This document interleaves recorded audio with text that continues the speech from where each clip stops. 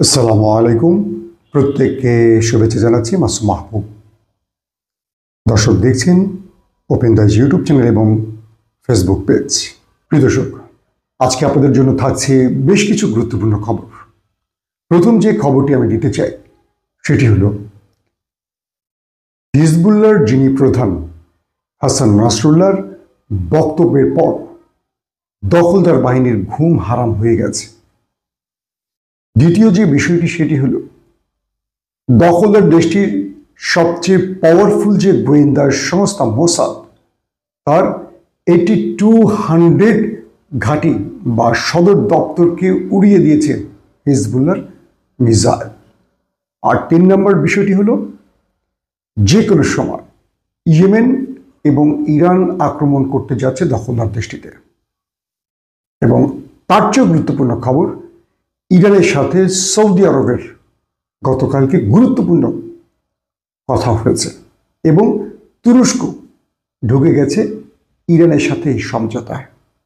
এবং আমেরিকা পুরো ইউরোপকে সতর্ক থাকতে বলেছে এবং দখলদার দেশটিকে বাঁচাতে সবাইকে এগিয়ে আসতে বলেছে। প্রিয় দর্শক, আমি একটা একটা করে গুরুত্বপূর্ণ খবরগুলো আপনাদের দেওয়ার চেষ্টা করছি। প্রথম যে খবরটি দিয়ে ঢুকতে চাই, হাসান নাসরুল্লাহ একটা বক্তব্য দিয়েছেন এবং তিনি দখলদার দেশটির প্রধানমন্ত্রী নেতানিয়াহুকে উদ্দেশ্য করে বলেছেন, ওয়েট করেন, আসছি আমরা। বিগত কদিনে আমরা দেখলাম কয়েক শত মিসাইল এবং রকেট মেরেছে দখলদার দেশটিতে হিজবুল্লাহ। কেবল গতকালকেই 350-এর মতো রকেট এবং মিসাইল মেরে পুরো নাস্তানুবাদ করে দিয়েছে দখলদারদের। এর পরপরই হাসান নাসরুল্লাহ বললেন, আমরা আসছি। এবং তিনি আরো বললেন, প্রথমে ইয়েমেন এবং ইরান তোমার উপর আক্রমণ করতে যাচ্ছে, যদি সক্ষমতা বা ক্ষমতা থাকে তবে তুমি ঠেকাও। এবং দখলদারদের হাসান নাসরুল্লাহ আরো বললেন, তোমার উপর যে আক্রমণ করতে আসছে ইরান এবং ইয়েমেন, তুমি সেখানেই পরাস্ত হবে এবং পাল্টা আক্রমণের আগেই তুমি শেষ হয়ে যাবে। হাসান নাসরুল্লাহর এই বক্তব্যের পর মোটামুটি দখলদারদের মধ্যে কাঁপুনি ছুটে গেছে।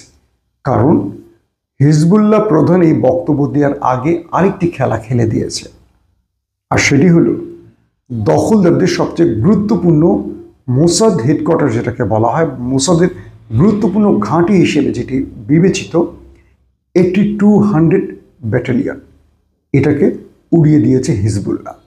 এখান থেকে মোসাদ পুরো পৃথিবীতে তার গোয়েন্দা বৃত্তি চালিয়ে যেত এবং সেই মূল ঘাঁটি বা মূল স্থানটিকে হিজবুল্লাহ এবার টার্গেটে পরিণত করেছে।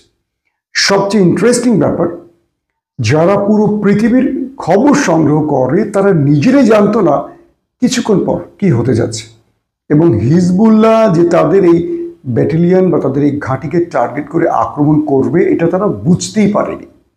এবং সফলভাবে এই আক্রমণের পর তারা এটা বুঝতে পারছে যে হিজবুল্লাহ চাইলে তাদের যে কোনো স্থানে আক্রমণ করতে পারে।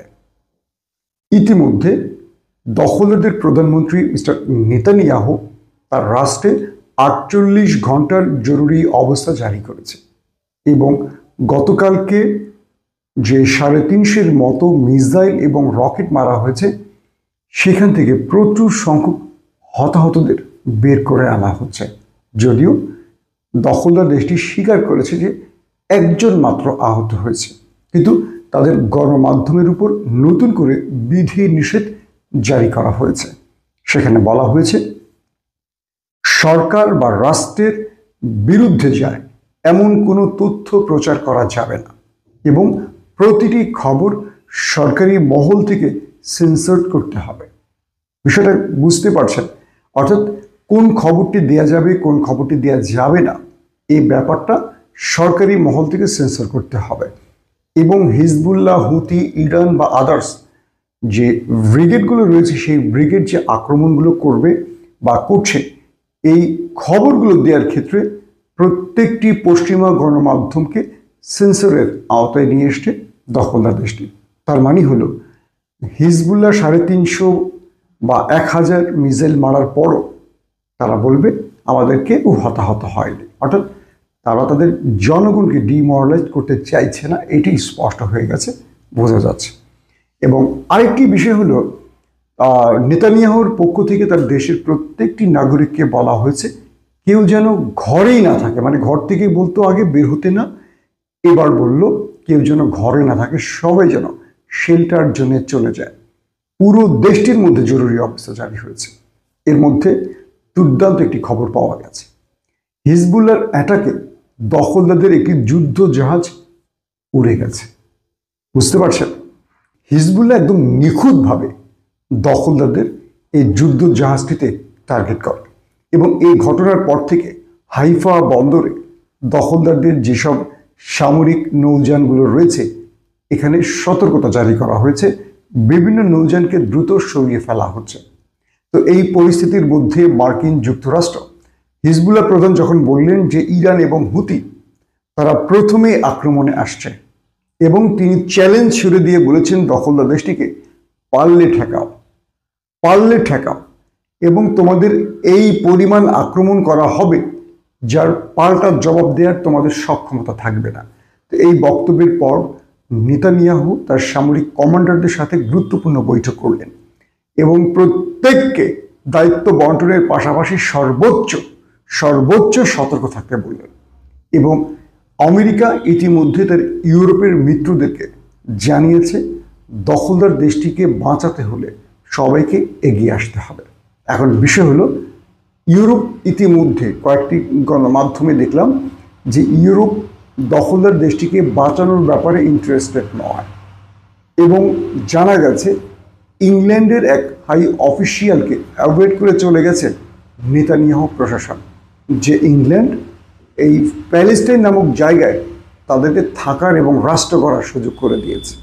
এবং আরও কয়েকটি তথ্য বলা হচ্ছে মার্কিন যুক্তরাষ্ট্র যখন ইউরোপের সাহায্য চেয়েছে ইসরায়েলকে রক্ষায় তখন তারা এই ব্যাপারে নিশ্চুপ ছিল, অর্থাৎ একটা বিষয় স্পষ্ট হয়ে যাচ্ছে যে তারা আমেরিকার কারণেই এতদিন ইসরায়েলের পক্ষ সমর্থন করেছে। বেসিক্যালি তারা কেউ এই দেশটিকে পছন্দ করে না।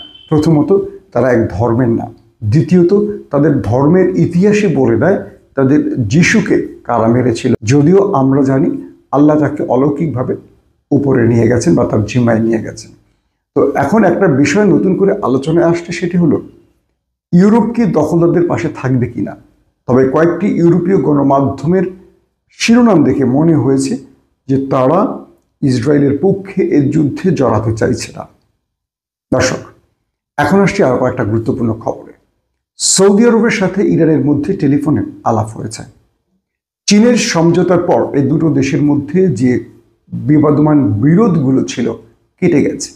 ইয়েমেনকে নিয়ে সৌদি এবং ইরানের যে টানাটানি বা লম্বা সময় ধরে যুদ্ধ, এই দুটো দেশকে ক্ষতিগ্রস্ত করেছে।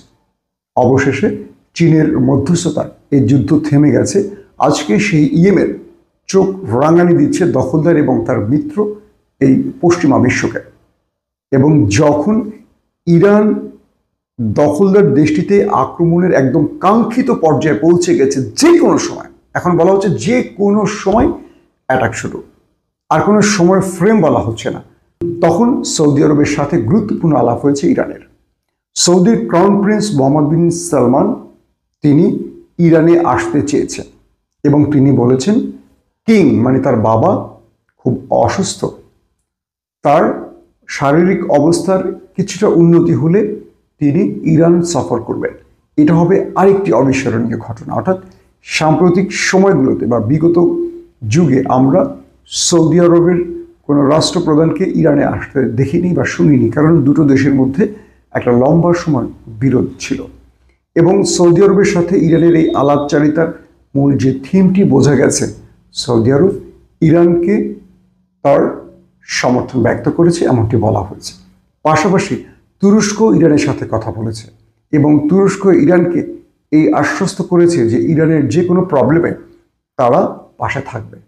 এখন দেখার বিষয় শেষ পর্যন্ত ইরানের পাশে কজনে দাঁড়ায়, আর ইরান ইয়েমেনকে নিয়ে যে আক্রমণ করার হুঁশিয়ারি দিয়েছে সে আক্রমণ কবে নাগাদ হয়।